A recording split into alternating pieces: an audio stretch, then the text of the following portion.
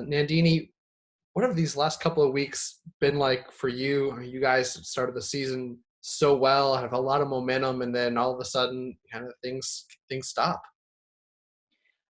Definitely crazy. We had so much success in the early part of the season, and we had just started season, and our coach kept saying, "You've set yourself so well for the rest of the season, and that this is just the beginning. But the strides that you've made in the beginning makes you like we made Elite Eight at national indoors, and we'd never done that before in history. Our ranking kept going up and up and up." Every week. And so it was kind of when it came to the point where they said that they were going to cancel our season, it was obviously heartbreaking. The emotions kind of it hadn't hit us yet. Especially as a senior, I couldn't really comprehend the fact that it was over. And obviously at that point we were thinking that since this is happening to the entire world, we might not get a fifth year back. So we were kind of just waiting to see if we could collect our emotions together. Everybody was in tears, and we obviously didn't want it to end, but we definitely wanted to look at the highs that we had achieved that season to, go out with a bang almost. How did you find out? Did it trickle through social media? Did your coaches bring you together? How did you find out the news? Well, I think the day before they canceled season day, it was the NBA got suspended, and I think there were like three other things that happened simultaneously, and we were looking on our phones, and we were like one of the only seasons that we haven't heard anything about, and basketball was supposed to play the next day. So we were kind of like waiting for basketball to make a move, because we thought if they would cancel the conference championships, then yeah, we would definitely be canceled. But we were kind of just waiting around for that. And then we had practice the morning after the NBA got canceled, and we were waiting. Basketball was supposed to go on right after we ended practice, but at practice we were kind of just hoping, this is not our last practice. I hope this is not last. And we practiced. We had like a really long practice, and we are like, we're just gonna put everything out here today, since we don't even know when we're gonna get to practice next. So it was kind of an emotional morning. But right after practice, the news kept coming in, the tweet after tweet after tweet. We kept hearing more, and at the end we kind of found out that we had a meeting that evening that we found out that it had been canceled or suspended at that time. You kind of mentioned, but as a senior, how have you kind of handled everything? Because there's the chance that you've played your final match. There may be an opportunity the NCAA may allow seniors to get another year of eligibility. How have you kind of handled all of your emotions in this? And would you be hopeful that whether you made the decision to come back or not, that seniors would have that option to have another year? For sure, it's extremely difficult because right now a lot of people are planning to, I don't, they have to plan the next part of their lives. And since the NCAA hasn't made, they've kind of put out a statement, but it's kind of vague, so we don't really know what the terms around it are. If they are going to give us the year back, but everything including roster size, scholarship. So it does not mean that we're going to get the fifth year back. So I think every senior in D1, D2, D3, every conference is kind of waiting to know the terms of the agreement, and if it's just seniors or all, everybody on the team, because we kind of have to plan our lives next after this. I am kind of lucky in that situation because I don't finish my degrees until December, so I am supposed to be at school until December anyways. So I have until January to kind of figure out what I'm doing. But I'm sure the other seniors that are spring graduates, and I mean, they don't even get to have, a ceremony and a graduation ceremony. So it's difficult for sure emotionally, because you kind of want to have a closure almost. If people that are leaving their careers behind and moving on from their sport, they want to have a time of closure, and they want, a celebration of what they've done over the last 4 years. So it's for sure difficult, but it's almost more not more important than the celebration is we have to plan our futures out, and right at this moment it's all on pause.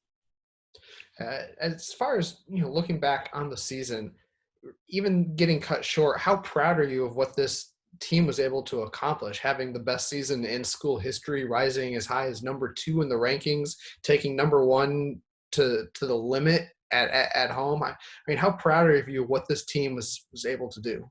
I'm exceptionally proud because, especially for Dre and I mean, we came into a program. We were sitting freshman year. We were sitting at NCAA selection show, and we were like, we're gonna make it, and we made it by like the last two teams to make it in, and we were, so from being in that position to being where we are now, where we're setting up the program for success in future years, and we've every year we've excelled more and more, and we've produced better results. It's almost like we got to the top of the hill and we didn't get to finish. That's the disappointment about it. But we the feeling that you get from being one of the top schools, people be like wanting to be you and wanting to beat your team, and they come out on court and they give everything they've gotten because they have really nothing to lose. We were that team. 4 years ago we were that team. We had nothing to lose, and we would go out there and we would give our hearts out, because that time playing number one and number two was intimidating. And when we played Florida at for college match day the first time in Orlando, they were number three and we were, I don't know, 25, and we won that match, and it felt exhilarating because we had just taken out the number three team in the country. Then now looking forward and sitting at two ourselves, it's like it's a different kind of pressure. It's almost like, even I kind of felt that same feeling like I did 4 years ago, like the underdog when we played UNC.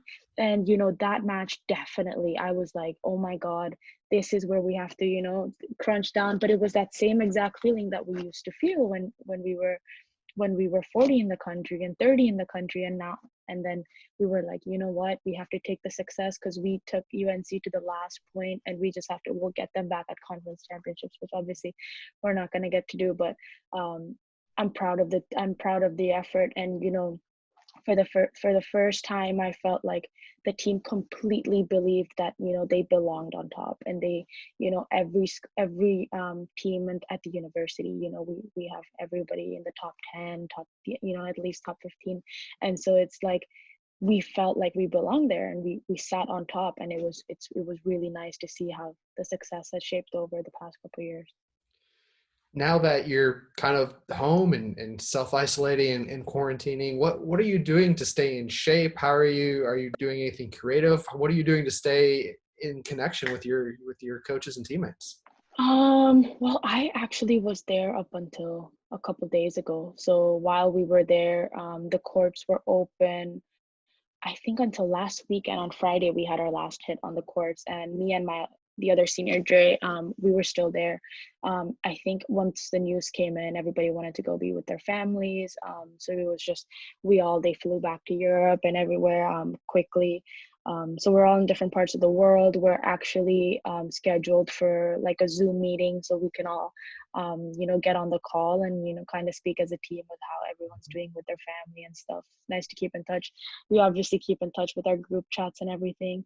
And as for staying fit, staying healthy, at some point this is going to be over.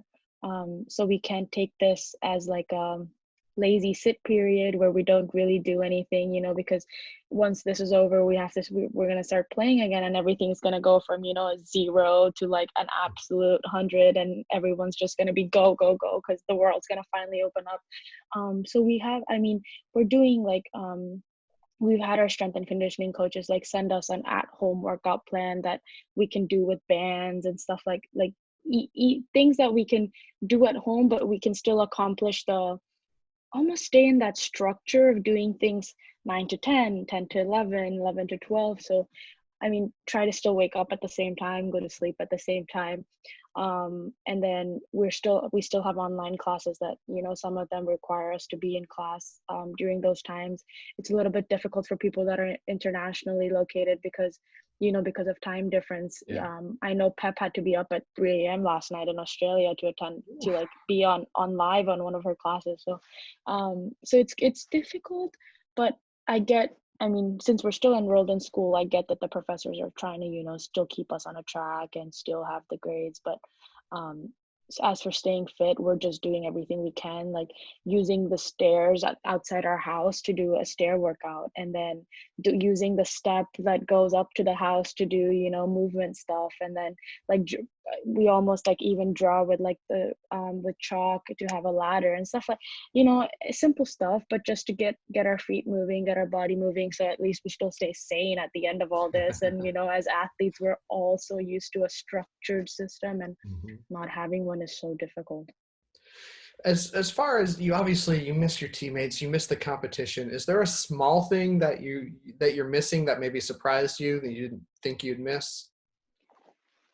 Small thing that surprised me. You know, I we complain a lot about being tired, and when season's going so fast, I'm like, I've barely been in my house for one day and I have to pack and unpack and do laundry. And it's like the daily grind. And when you're in season, you're like, oh God, I wish I had 2 days off. I wish I got this weekend off. And right now I'm like, oh my God, I would do anything to not have this weekend off, and it's like, I mean, I'm sure you feel the same way. Do you even know what day it is? Because sometimes I don't know what day it is, and I don't know because I have no schedule. And every right now, if you ask anybody, everybody's day kind of looks the same. So I think that's what I miss the most, the daily, like just the daily grind of, I would rather have the daily grind and be complaining about it. And I I miss that. I miss, being with my teammates every day, waking up in the morning and yawning when we get to practice. But I would rather do that than be at my house and, not really be without them, and, not be able to speak about, um, there's no sports on TV. There's no, it, I mean, everybody, but the thing is, everybody's feeling it. So we miss it, but we're hoping that all of this can end soon so we can go back to regular lives. But yeah.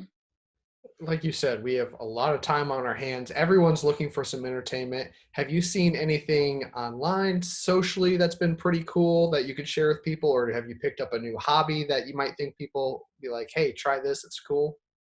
I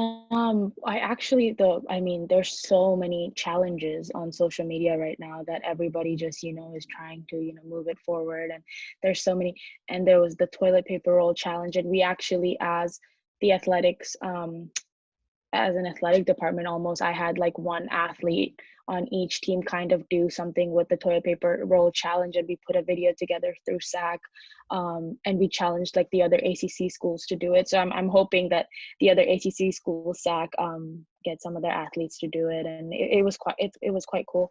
But they're all, all the SAC members are in different parts of the country too, different parts of the world. And we're even having, SAC meetings regularly on Zoom. And, as like SAC exec, we still have teleconference with other ACC SAC members and stuff.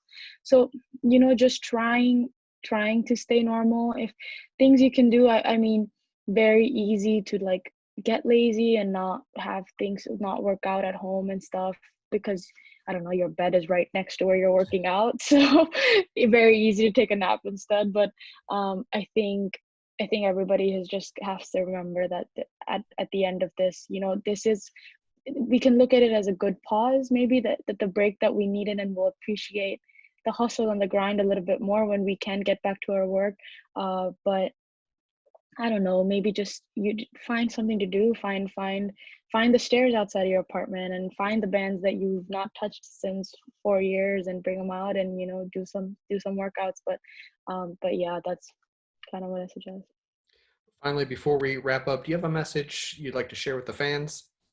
Um, I'm so glad that FSU's come together as one, and the fans are following. And I see that one of our tweets from FSU Women's Tennis had 700 something favorites, because we reached two in the country. So we had a major fan following, and they had stuck with us since the very beginning. So I'm very thankful for them. I it's because of them that we did so well, because we, after the match, we come on Twitter and we look, oh my God, people are so happy, and they're right behind us, and the support that we get, we play for them and we play for each other. And I think that's why we've had so much success. And just thank you. All right, well, thank you, Nandini, for joining us today, and Yeah, stay safe. And hopefully, we'll be you back too. to some semblance of normal soon. Thank you.